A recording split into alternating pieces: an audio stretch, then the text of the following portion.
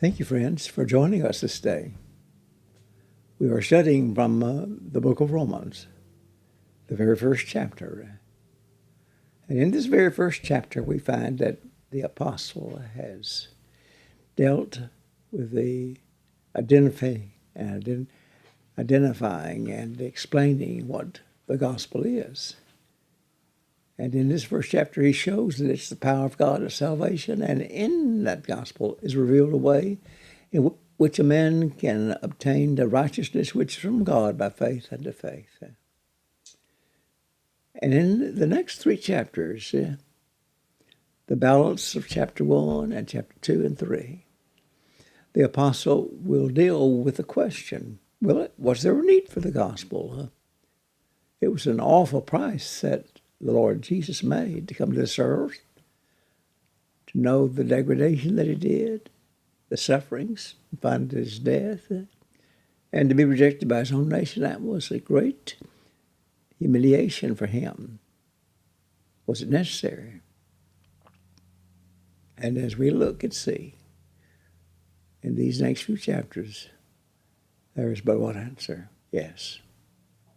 Yes, if man was going to be redeemed, it was necessary that Christ knew what he did to make possible the gospel by which man can be saved. Having announced and shown that in the gospel is revealed a way in which a man can be righteous, then he jumps right into the discussion of the need for the gospel. The balance of this chapter is going to show that the Gentiles needed the gospel. And there are three things upon which that conclusion can surely be reached. And first of all, we find that the first crime and sin that these individuals were guilty of was their sin against God.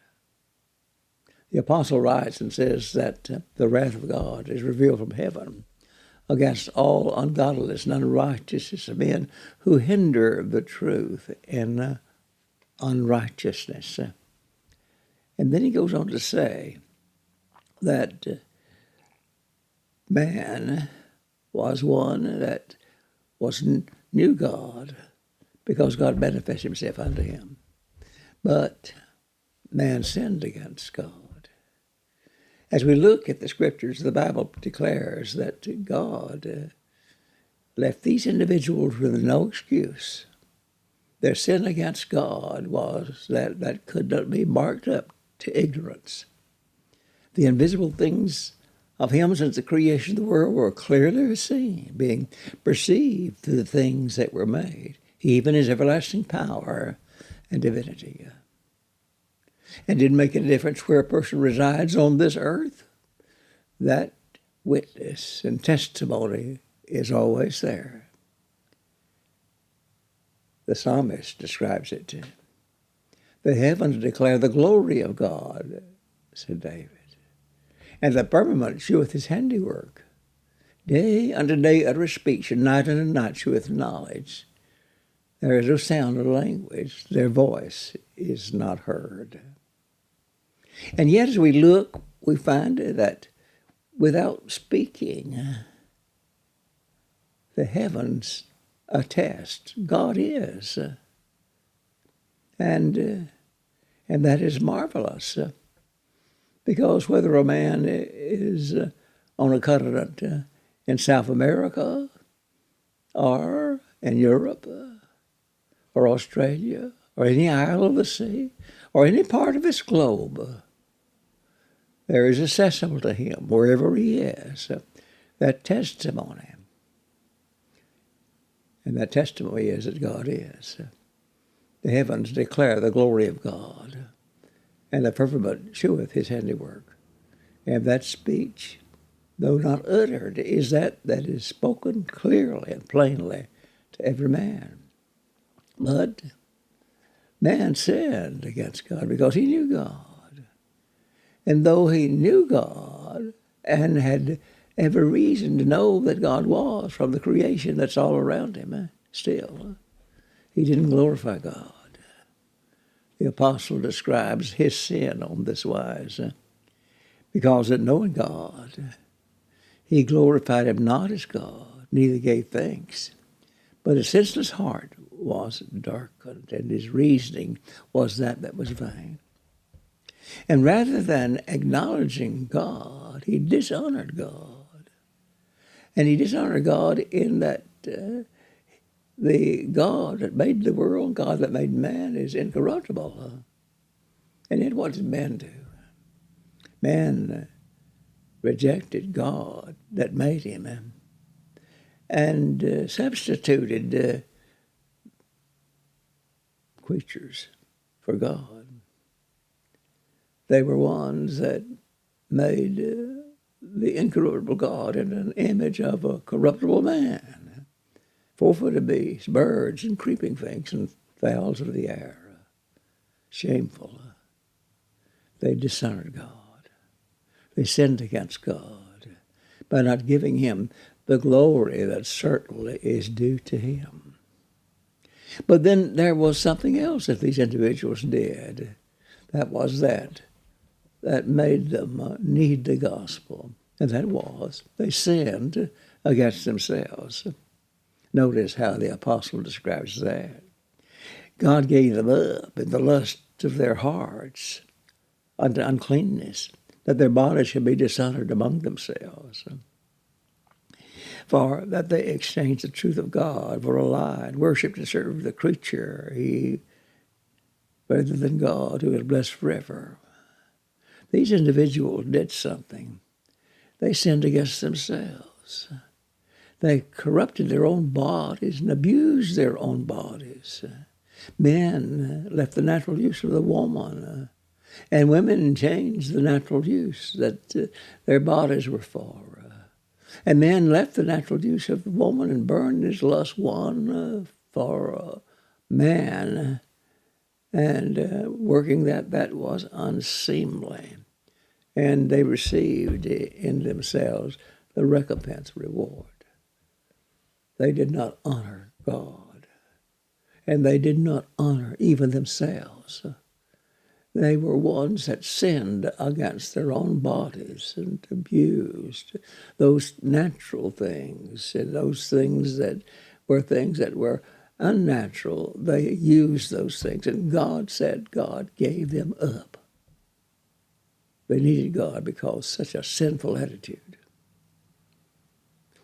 Sin is progressive, and having sinned against God, and then sinning against themselves, and there was another step.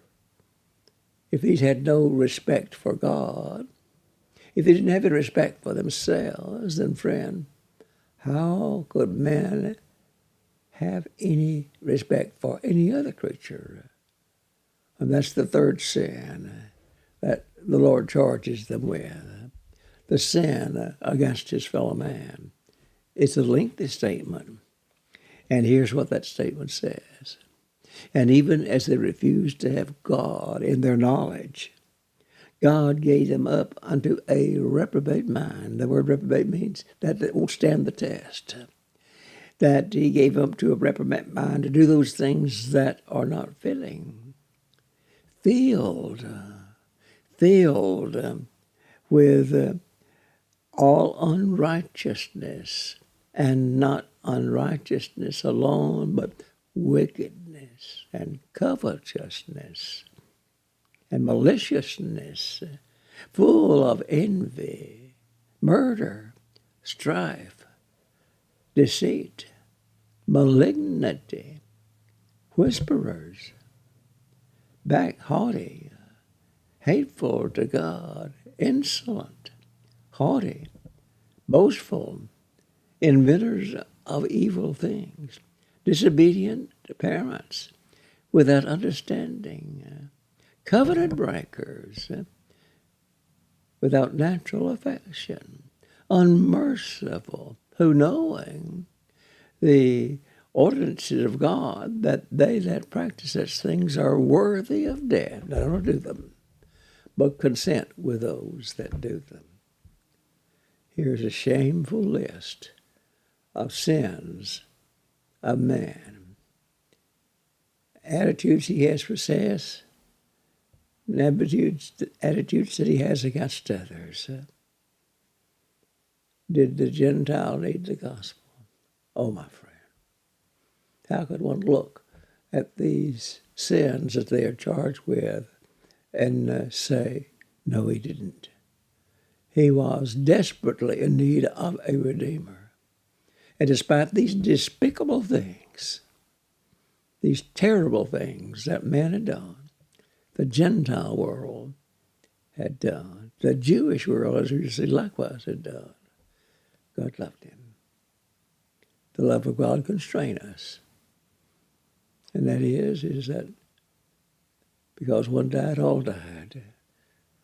And Jesus left the glories of heaven, took upon himself the nature of man, that he might provide a way out of the condemnation that man had got himself into, providing for him the blessed hope and the glorious gospel of his Son. My friend, what about the Jew? Was he any better? Did he need the gospel? Some say, no, he didn't need the gospel. That'll be the subject of our lesson next time. So study with me as we shall look at this next question. What about the Jew? The Gentiles certainly needed it. And the description that Paul gives here in Romans 1 described the Roman world to a T. Was the Jew any better? Did he need it? That's our lesson for next week. Thank you for joining us. Continue in the study of this marvelous book whose theme is justification by faith. Thank you.